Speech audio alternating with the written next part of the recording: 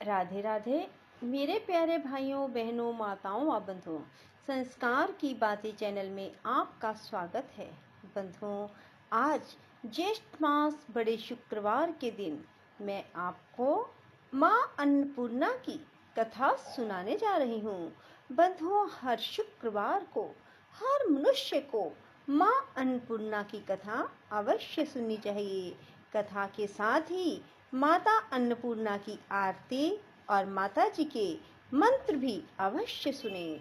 बंधुओं, जो मनुष्य भी शुक्रवार के दिन माँ अन्नपूर्णा जी की कथा, आरती और मंत्र सुनते हैं, उनके जीवन में कभी भी अन्न धन की कमी नहीं रहती। माँ अन्नपूर्णा सदा ही उनके भंडार भरपूर रखती हैं। बंधुओं, यदि आपने हमारे YouTube चैनल को अब तक सब्सक्राइब नहीं किया तो जरूर करें और बेल आइकन दबाना ना भूलें, ताकि आपको हमारी आने वाली सभी वीडियोस की जानकारी सबसे पहले हो सके। बंधुओं, वीडियो को पूरी सुनने के बाद कमेंट बॉक्स में जय माँ अन्नपूर्णा, जय माँ अन्नपूर्णा, जय माँ अन्नपूर्णा अवश्य लिखें।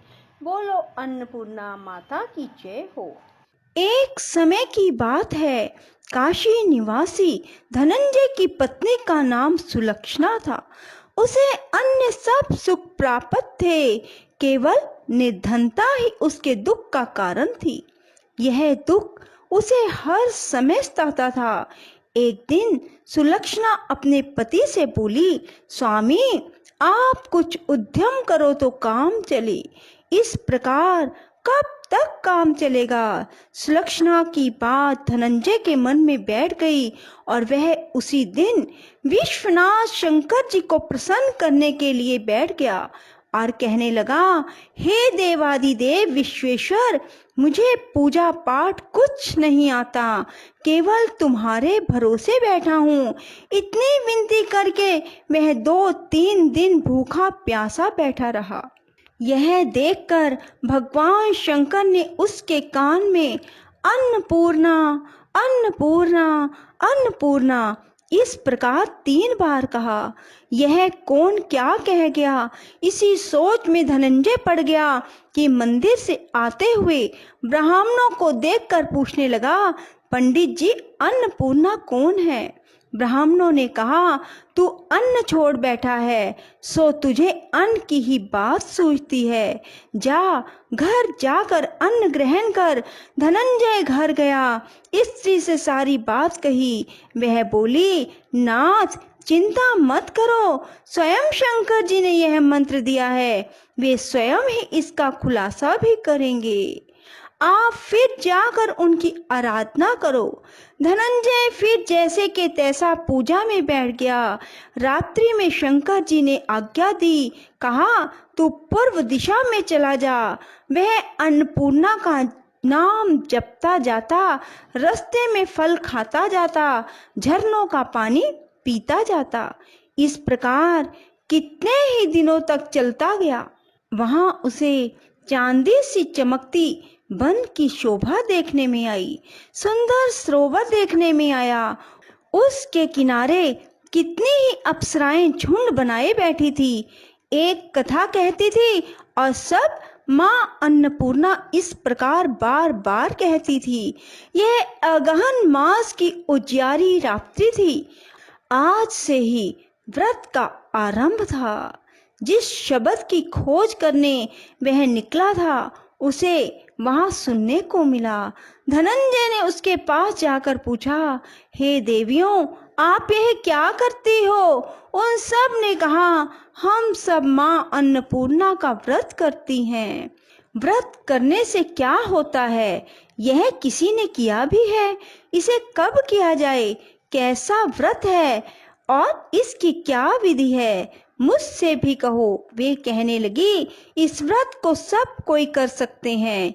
21 दिन तक के लिए 21 गांठ का सूत का धागा लें। 21 दिन यदि ना बने तो एक दिन उपवास करें, यह भी ना बने तो केवल कथा सुनकर प्रसाद लें, निराहार रहकर कथा कहें, कथा सुनने वाला कोई ना मिले तो पीपल के पत्तों को रख, सुपारी या गुवार पाठा के वृक्ष को सामने कर, दीपक को साक्षी कर, सूर्य, गाय, तुलसी या महादेव को बिना कथा सुनाए मुख में दाना ना डालें। यदि भूल से दाना पड़ जाए तो एक दिवस फिर उपवास करें। व्रत के दिन क्रोध ना करें, झूठ ना बोलें।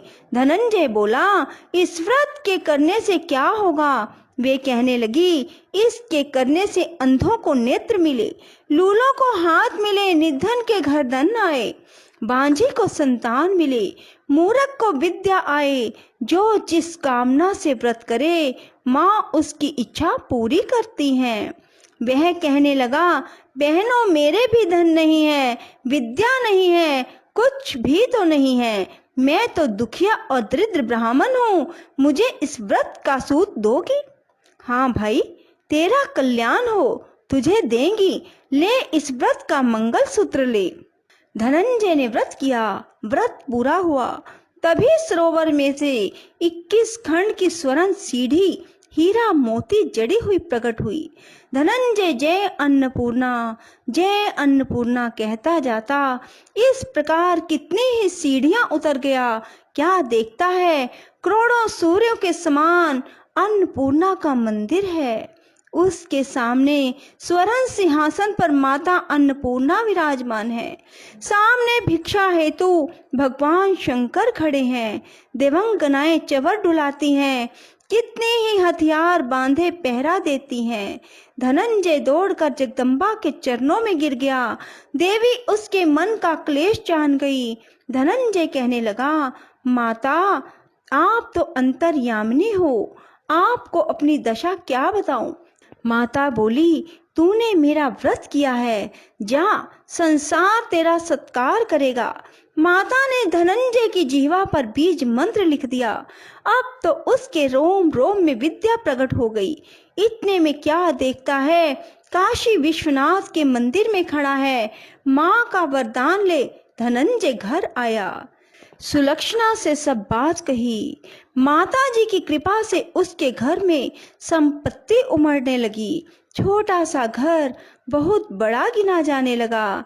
जैसे शहद के छत्ते में मक्खियां जमा होती हैं, उसी प्रकार अनेक सगे संबंधी आकर उसकी बड़ाई करने लगे। कहने लगे, इतना धन और इतना बड़ा घर, सुंदर संतान नहीं तो इस कमाई का भोग कौन करेगा? सुलक्षणा से संतान नहीं, इसलिए तुम दूसरा विवाह करो। अनिच्छा होते हुए भी धनंजय को दूसरा विवाह करना पड़ा और सती सुलक्षणा को शोध का दुख उठाना पड़ा। इस प्रकार दिन बीतते गए। फिर अगहन मास आया। नए बंधन से बंधे पति से सुलक्षणा ने कहलवाया कि हम व्रत के प्रभाव से सुखी हुए हैं, इस कारण यह व्रत छोड़ना नहीं चाहिए। यह माता जी का प्रताप है जो हम इतने संपन्न और सुखी हुए हैं। सुलक्षणा की बात सुन धनंजय उसके यहाँ आया और व्रत में बैठ गया। नई बहू को इस व्रत की खबर नहीं थी। वह धनंजय के आने की राह देख रही थी। दिन बीतते गए। व्रत पूरे होने में 3 दिवस बाकी थे कि नई बहू को खबर मिली। उसके मन में ईर्ष्या की ज्वाला दहक रही थी। सुलक्षणा के घर आ पहुंची और उसने वहां भगदड़ मचा दी। वह धनंजय को अपने साथ ले गई। नए घर में धनंजय को थोड़ी देर के लिए निद्रा ने आ दबाया। इसी समय नई बहू ने उसके व्रत का सूत तोड़कर आग में फेंक दिया। अब तो माता जी का कोप जाग गया। घर में अकस्मात आग लग गई। सब कुछ जलकर राख हो गया। सुलक्षणा जान गई और पति को फिर अपने घर ले आई। नई बहू रूठकर पिता के घर जा बैठी। पति को परमेश्वर मानने वाली सुलक्षणा बोली, नाथ घबराना नहीं, माता जी की कृपा अलौकिक है। पुत्र कुपुत्र हो जाता है पर माता कुमाता नहीं होती। अब आप श्रद्धा और भक्ति से आराधना शुरू करो, वे जरूर हमारा कल्याण करेंगी।